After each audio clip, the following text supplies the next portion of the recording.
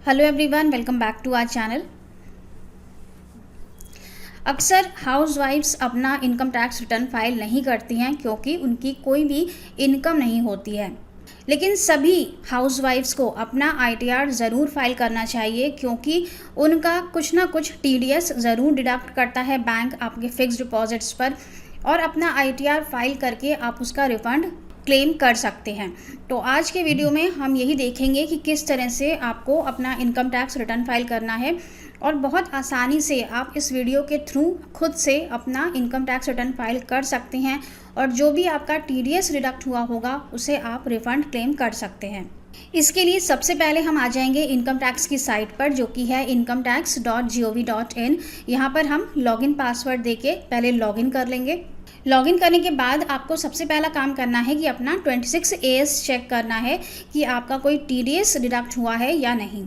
इसके लिए हम ई फाइल में जाएंगे, यहाँ पे इनकम टैक्स रिटर्न्स, यहाँ पर व्यू फॉर्म 26AS, कन्फर्म, यहाँ टिक लगाएंगे I agree, proceed, view tax credit statement, assessment year 24-25, select में HTML, व्यू डाउनलोड पे क्लिक करेंगे, नीचे स्क्रॉल करेंगे।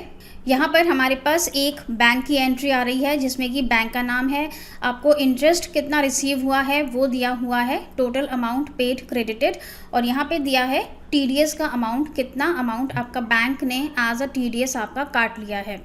अगर आप अपना आईटीआर फाइल करेंगे तो आप इस अमाउंट का रिफ़ंड क्लेम कर सकते हैं, क्योंकि हम जानते हैं कि ओल्ड टैक्स रिजीम में 5 लाख रुपए तक की इनकम पर कोई भी टैक्स नहीं लगता है, इसीलिए ये अमाउंट आपका रिफ़ंड हो जाएगा। और अगर आप न्यू टैक्स रिजीम में भी जाते हैं तब भी वहाँ पर भी आपका 7 लाख रुपए तक की इनकम पर कोई भी टैक्स नहीं लगता है। वहाँ पर अगर फाइल करेंगे तो वहाँ पर भी ये आपका एज अ रिफ़ंड आ जाएगा। 26AS को चेक कर लेने के बाद अब हम चलेंगे AIS को चेक करेंगे। फिर से डैशबोर्ड पे जाते हैं, यहाँ पे हमें AIS मिलेगा, प्रोसीड, AIS, यहाँ पर हम समरी फॉर्म में जाएंगे TIS में। यहाँ पर हमें 2 एंट्रीज दिख रही हैं, एक है सेविंग बैंक का इंटरेस्ट और दूसरा है फिक्स्ड डिपॉजिट्स का इंटरेस्ट। तो यहाँ पर ITR 1 ही एप्लीकेबल है।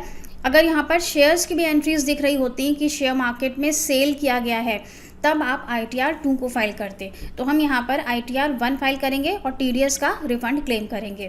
फिर से हम डैशबोर्ड पे चलते हैं। अब हम यहाँ फाइल नाउ पर क्लिक करेंगे, assessment year 24-25, online mode, continue, start new filing, continue, select ITR form में ITR 1, proceed, okay, let's get started. यहाँ पर कुछ ऑप्शंस हैं, taxable income more than the basic exemption limit या फिर अदर्स। हम अदर्स के कॉलम पर क्लिक कर लेते हैं, कंटिन्यू, ओके। सबसे पहले पर्सनल इन्फॉर्मेशन है, इस पर क्लिक करेंगे। यहाँ पर आपकी पर्सनल डिटेल्स डिस्प्ले होती हैं, जैसे कि आपका address, contact number, PAN number, Aadhaar number. और इसके बाद हम स्टार्टिंग करेंगे यहाँ से, नेचर ऑफ एम्प्लॉयमेंट। यहाँ पे आपको सेलेक्ट करना है कि आप क्या सेंट्रल गवर्नमेंट एम्प्लॉय हैं, स्टेट गवर्नमेंट हैं। तो हाउसवाइफ्स के केस में हम अदर्स पर क्लिक करते हैं। इसके बाद है कि आप ओल्ड रिजीम में जाना चाहते हैं या आप न्यू रिजीम में जाना चाहते हैं। दोनों में से कोई भी आप सेलेक्ट कर सकते हैं। आप बिजनेस पर्सन नहीं हैं तो कोई भी रेस्ट्रिक्शन नहीं है, हम इसे न्यू में ही रहने देते हैं। अगर न्यू में हमें फाइलिंग करनी है तो नो पर क्लिक करना है, और अगर हमें ओल्ड में जाना है तो हमें येस पर क्लिक करना है। इसके बाद नीचे आता है बैंक डिटेल्स। यहाँ पर कोई भी एक बैंक आपका ऐड होना चाहिए और उसमें वैलिडेटेड लिखा हुआ होना चाहिए, तो आपको कोई भी रिफ़ंड मिलने में दिक्कत नहीं होगी। कंफर्म। इसके बाद आता है ग्रॉस टोटल इनकम। सबसे पहले आते हैं सैलरी एग्जेम्पशंस। तो यहाँ पर हमारे केस में ये एप्लीकेबल नहीं है। इसके बाद सैलरी की डिटेल्स देनी है। सैलरी हमारी कोई नहीं है तो हम नीचे स्क्रॉल करेंगे, इनकम फ्रॉम हाउस प्रॉपर्टी है। अगर आपको रेंटल इनकम मिलती है तो आप यहाँ पर दे सकते हैं। यहाँ ऐड डिटेल्स पे क्लिक करेंगे और रेंट का अमाउंट लिख देंगे। इसके बाद आता है इनकम फ्रॉम अदर सोर्सेज। यहाँ पर हम एफडी का इंटरेस्ट दिखाते हैं जो कि यहाँ पर ऑटो फिल्ड होके दिख रहा है, लेकिन इसे आपको एक बार चेक ज़रूर करना है। कई बार AIS से ऑटो पॉपुलेट होने में भी यहाँ पर प्रॉब्लम हो जाती है, तो हम इसे एक बार चेक कर लेंगे अपने AIS से। यह है इंटरेस्ट फ्रॉम डिपॉजिट और यह है इंटरेस्ट फ्रॉम सेविंग बैंक।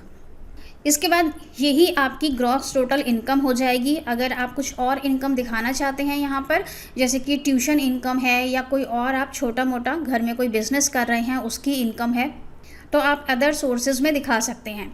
जब तक कि आपका बिजनेस रजिस्टर्ड नहीं है तब तक आप उसे एज अदर सोर्सेज दिखा सकते हैं। और क्योंकि हम न्यू रिजीम में फाइलिंग कर रहे हैं तो 7 लाख रुपये तक की इनकम पर कोई भी टैक्स नहीं लगेगा।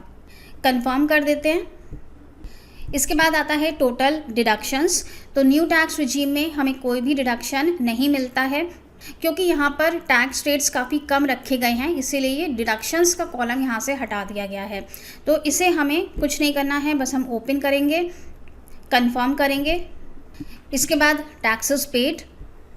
कोई भी सैलरी का TDS होता है तो वो ऊपर वाले कॉलम में रिफ्लेक्ट होता है, और जो भी FD का TDS है वो सेकेंड वाले में रिफ्लेक्ट होता है। यहाँ शो डिटेल्स पे क्लिक करेंगे। यहाँ पर हमारे पास इन्फॉर्मेशन डिस्प्ले हो जाएगी जो हमारे 26 AS में आ रही है। हमें यहाँ से एक बार चेक कर लेना है इंटरेस्ट का अमाउंट कितना यहाँ पे रिफ्लेक्ट हो रहा है और TDS का अमाउंट कितना रिफ्लेक्ट हो रहा है। अगर ये सही है आप नीचे कंफर्म कर देंगे।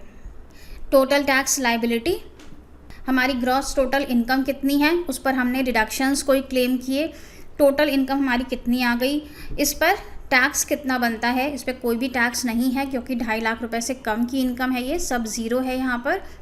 Total taxes zero, confirm.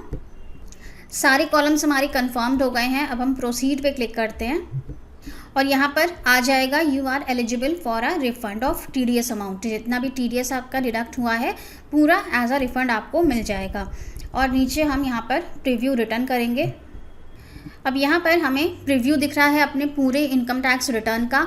इसमें हमें सबसे नीचे आ जाना है, प्रोसीड टू वैलिडेशन पर क्लिक करेंगे। ITR 1 वैलिडेशन सक्सेसफुल हो गया है। अब हम प्रोसीड टू वेरिफिकेशन पर क्लिक करेंगे। यहाँ पर हमें अब E-वेरीफाई करना है। इसके लिए हमारे पास यहाँ पे 3 ऑप्शंस हैं। E-वेरीफाई नाउ, इसमें आप आधार OTP से तुरंत E-वेरीफाई कर सकते हैं। E-वेरीफाई लेटर, जिसमें कि आप विदिन 30 डेज़ E-वेरीफाई कर सकते हैं, लेकिन ITR आपको अभी अपलोड करनी होगी। और तीसरा है वेरीफाई विया ITR V। इस ITR को अपलोड करने के बाद आपको जो एक्नॉलेजमेंट रिसिप्ट मिलेगी उसे आप by post income tax department को सेंड कर सकते हैं, नॉर्मल पोस्ट से या स्पीड पोस्ट से। और ये ऑप्शन उस सिचुएशन के लिए है जबकि आपके कोई भी E-वेरीफाई के ऑप्शंस काम नहीं कर रहे हैं। आधार OTP में कोई प्रॉब्लम आ रही है और आप E-वेरीफाई नहीं कर पा रहे हैं तो आप ये बाई पोस्ट का ऑप्शन भी चूज़ कर सकते हैं। अब हम E-वेरीफाई लेटर पर क्लिक करते हैं, कंटिन्यू करते हैं। यहाँ पे कंटिन्यू, सबमिट। हमारी ITR सबमिट हो गई है। You have uploaded the data successfully. अब हम इसे E-वेरीफाई कर सकते हैं विदिन 30 डेज़।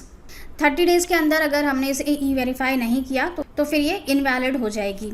बाद में E-वेरीफाई करना चाहते हैं तो वो कैसे करेंगे, यहाँ E-फाइल में जाएंगे, यहाँ पे इनकम टैक्स रिटर्न्स, यहाँ पर हमें थर्ड ऑप्शन मिलेगा E-वेरीफाई रिटर्न। यहाँ पर हमारी ITR डिस्प्ले हो रही है जो हमने अभी अभी अपलोड की है। यहाँ पे हमें 2 ऑप्शंस दिख रहे हैं, E-वेरीफाई और डिस्कार्ड। अगर आपने इसे गलत फाइल कर दिया है तो आप इसे डिस्कार्ड या डिलीट भी कर सकते हैं, तो ये इनकम टैक्स के डेटाबेस से परमानेंटली डिलीट हो जाएगी। और अगर आप इसे E-वेरीफाई करना चाहते हैं तो आप E-वेरीफाई पे क्लिक करेंगे और आधार OTP से आप इसे E-वेरीफाई कर सकते हैं। आई होप हमने बहुत ही सिंपल तरीके से आपको बताया है कि हाउसवाइफ्स किस तरह से अपनी ITR को खुद से फाइल कर सकती हैं और TDS रिफंड क्लेम कर सकती हैं। वीडियो अच्छा लगा हो तो लाइक ज़रूर कर दीजिएगा, चैनल पर नए हैं तो सब्सक्राइब कर लीजिएगा। Thank you so much for watching this video. मिलेंगे नेक्स्ट वीडियो में। Till then stay safe and healthy. Bye bye.